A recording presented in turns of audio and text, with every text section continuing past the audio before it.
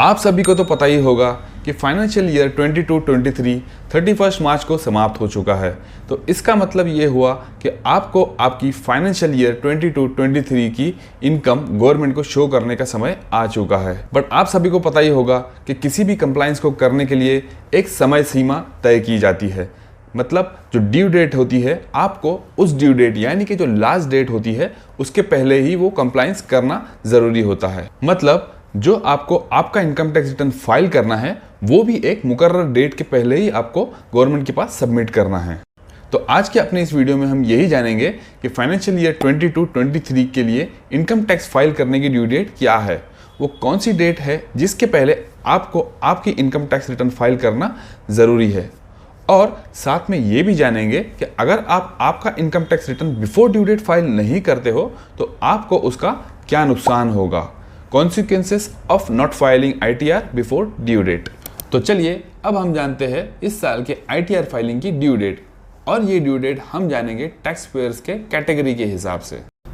सबसे पहली tax category के अंदर आते हैं individual, HUF Hindu undivided family, AOP association of person, BOI body of individual whose books of accounts are not required to be audited.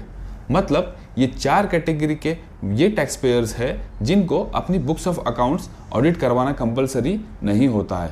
उनके लिए ड्यू डेट होगी 31 जुलाई 2023। ये चार कैटेगरी के टैक्स पेयर्स को बिफोर 31 जुलाई 2023 को अपना ITR फाइल करना कंपलसरी है। सेकेंड कैटेगरी है businesses whose books of accounts are required to be audited by an chartered accountant. इस कैटेगरी में वो सारे बिजनेसेस आएंगे जिनका टर्नओवर एक स्पेसिफाइड लिमिट को क्रॉस कर चुका है। इस बिजनेस कैटेगरी के अंदर आएंगे private limited company, public limited company, partnership firm, limited liability partnership, और जो फर्स्ट कैटेगरी में जो टैक्स पेयर्स थे like individual, HUF association of person और बॉडी ऑफ इंडिविजुअल, ये सभी के सभी टैक्स पेयर्स जो है इस कैटेगरी के अंदर आएंगे अगर उनका जो टर्नओवर होता है वो एक स्पेसिफाइड लिमिट को क्रॉस करता है और वो टैक्स ऑडिट के लिए लायबल होंगे। तो इनकी इनकम टैक्स रिटर्न फाइल करने की ड्यू डेट होंगी 31 अक्टूबर 2023, ना कि 31 जुलाई 2023। थर्ड कैटेगरी है businesses requiring transfer pricing report in case of international और सम स्पेसिफाइड डोमेस्टिक ट्रांजैक्शंस। ये वो कैटेगरी के टैक्स पेयर्स है जो इंटरनेशनल ट्रांजैक्शंस में डील करते हैं या फिर कोई स्पेसिफाइड डोमेस्टिक ट्रांजैक्शंस में डील करते हैं। तो उनके लिए इनकम टैक्स रिटर्न फाइल करने की ड्यू डेट होगी 30 नवंबर 2023। तो ये तो थी ओरिजिनल रिटर्न फाइल करने की ड्यू डेट की इंफॉर्मेशन। क्या होगा अगर आप आपकी income tax return file before due date नहीं करोगे?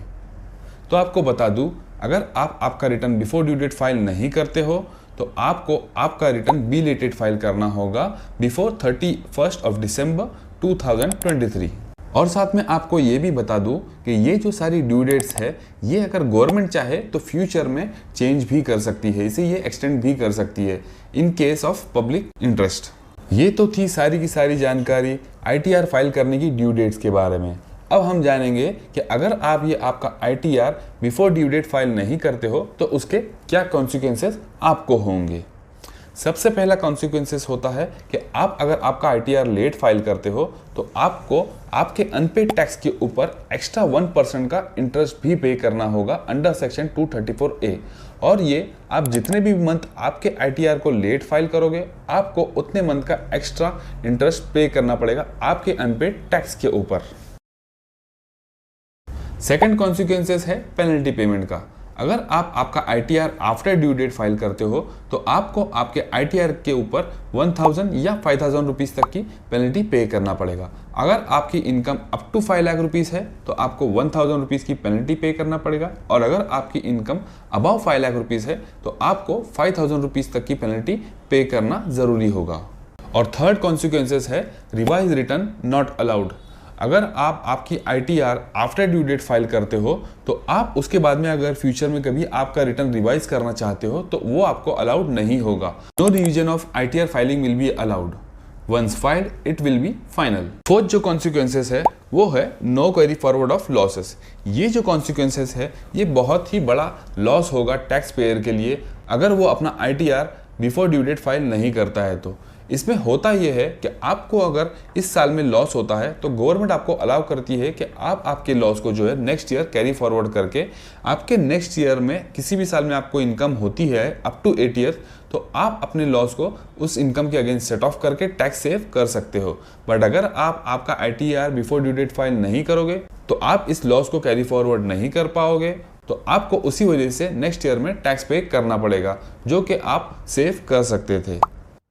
तो ये था आज का ज्ञान। आई होप इसे सुनकर आपका भी ज्ञान बड़ा होगा, और अगर बड़ा है तो अपना हाथ बढ़ाकर वो जो सब्सक्राइब बटन है उसे क्लिक करना ना भूलिए, अगर आपने अभी तक सब्सक्राइब नहीं किया हो तो आई होप आप सभी को ये मेरा वीडियो अच्छा लगा हो, और अगर अच्छा लगा हो तो वीडियो को लाइक, शेयर और सब्सक्राइब करना ना भूलिए। तो चलिए मिलते हैं अगले वीडियो में, तब तक के लिए गुड बाय।